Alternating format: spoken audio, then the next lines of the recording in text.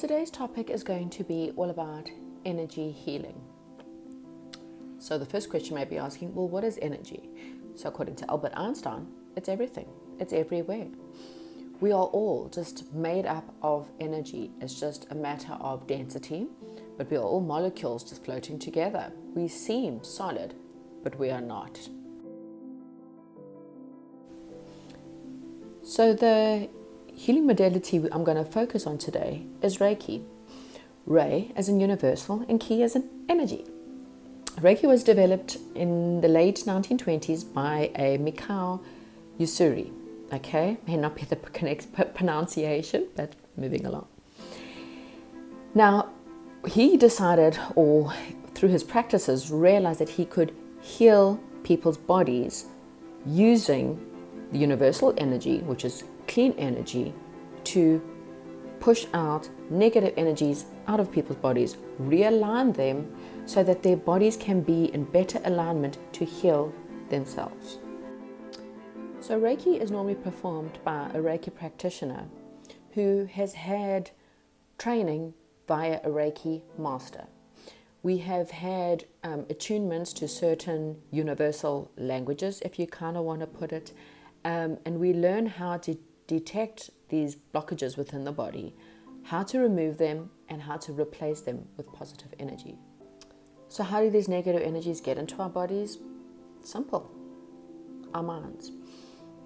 We are human, so therefore we live in a human existence, and we have negative thoughts, we have stress, we have imbalances within our body because of these thoughts and because of the stress. A lot of it has to do with food, and there's obviously a lot more, but a lot of it's trapped energies. Now, a lot of these can go down to childhood, trapped thoughts that are stored within our body that starts to manifest in time into an illness. And so with Reiki, we are able to detect where these trapped energies are, remove them, and replace them. It does not mean that Reiki is a miracle healer. It just helps the body to actually heal itself. And yes, the body is supposed to heal itself. Our bodies were given every organ that is meant to be there in order to heal ailments. Our bodies are meant to detect if there's bacteria or if there is a certain virus in the body, and it's meant to go forward and heal it, okay? The problem is when we have all these negative thoughts, all these negative blocks, and our chakra systems are blocked, then what happens is the body's not able to go and do the work that it's supposed to do. So Reiki just allows the body to do the work it is originally supposed to be doing. What are chakras? So chakras are energy centers, okay? The main 7 chakras start off with the bottom, which is your root chakra. This then moves up to just below the belly button, which is your sacral chakra. Just above the belly button, we start moving into the central stomach, which is your solar plex chakra. You then move up, and that is your heart chakra and your heart center. This is your throat chakra, third eye chakra, and just above there is what's called the crown chakra. All of those need to be aligned in order for the body to have energy running right through the body from beginning to end. And this is where Reiki will come in and balance up each one of those. Each one of those chakras are connected to an emotion. I'll go through them briefly. So, root chakra is connected to your roots.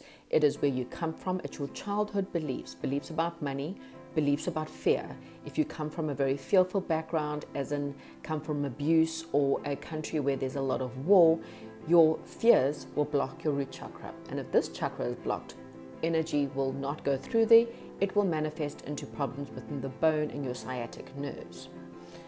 Second chakra is your creative chakra, the sacral chakra.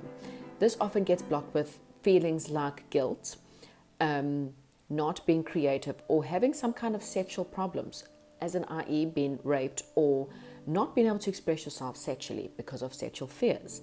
That will manifest into, if you're a female, into your female organs, and if you're a male, into any male genitalia area. Next chakra is your solar plex chakra. This is your powerhouse. This is where we store all of our need to control.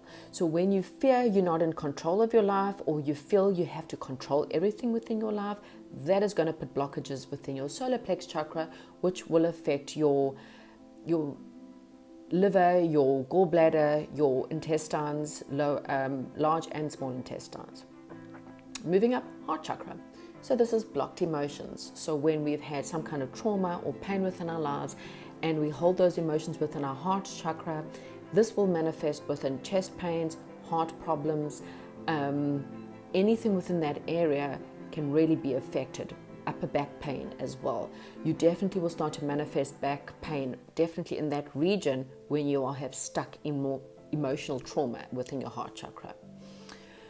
We then have our throat chakra, which is our ability to communicate and to communicate properly. If you have fears with communication, if you have fears of, you don't believe that you can talk your truth, you've been taught not to talk because of whatever your belief systems are, this will block your throat chakra. That could affect things within your throat, your tonsils, your thyroid problems. All those areas could definitely manifest. It can even block your ears and give you ear problems. Third eye. So this is your ability to see, and it's to see beyond what the eyes can see. So this is seeing the truth in a situation. This is seeing, perhaps for some of us, spiritual beings, angels, God, anything like that. This can manifest in sinus problems, okay? Pituitary glands, maybe perhaps having blockages within the head. This could definitely have upper headache tension and pain and headaches up here, okay? The final of the major chakras is your crown chakra, okay? This is your connection to God. This is your connection to the divine, to spirit. If that is blocked, you will have a lot of tension, a lot of pain, a lot of not being able to connect, not being able to hear God, not being able to understand anything in the spiritual sense, feeling like you are not loved, feeling like you're not heard, feeling like your prayers are not getting through. And that is obviously to do with any belief systems that you may have about God and the universe. So those are your major chakras that Reiki will help unlock and release. All of those need to be unlocked and aligned in order for the body to function at its full purpose. What you can experience during a Reiki session, well, it's quite simple. Normally you are put on a bed. You can be sitting, it all depends. The Reiki practitioner will scan the body, fully clothed, okay? This is not a massage or anything weird. Fully clothed, normally with a bit of a blanket just to help keep you warm and comfortable. Your eyes can either be open or closed, whatever makes you feel comfortable. When they find and detect something negative, they will remove it and then they will replace it. How you may feel during a Reiki session, for some, nothing at all, okay? And don't feel bad. Not everyone feels everything. For others, there's tingling, there's heat, normally, especially where the practitioner's hands are, a lot of heat. There's this feeling of pulling, there's a feeling of pushing. There's a feeling of real happiness afterwards. There's a feeling of feeling like you're swaying. There's a whole lot of different feelings, and most of it by the time, or at least 10 minutes after the Reiki session is finished, the Reiki practitioner will ground you after the session and you will generally feel quite good, okay? Sometimes a couple of days later, things might manifest, as in pain will start to happen, the flu will start to happen, anything that's underlying might come to the surface.